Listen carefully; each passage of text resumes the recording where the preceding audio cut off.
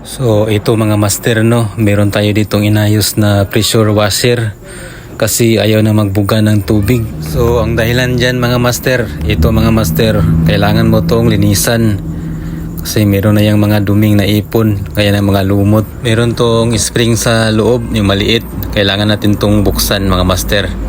Papakita natin sa inyo.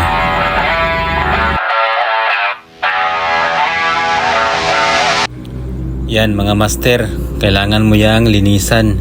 Kaya kung ganyan yung mga pressure washer nyo o balak nyo bumili, kapag nasira, isa lang dahilan yan, kailangan linisan o may singaw o may nasira na rubber. Itong sa akin is ito lang, nilinisan ko lang, goods na ulit. Pag tumatagal kasi nasisira yung mga kagamitan natin, parang tao lang, kapag nasubrahan sa gamit, na-overuse.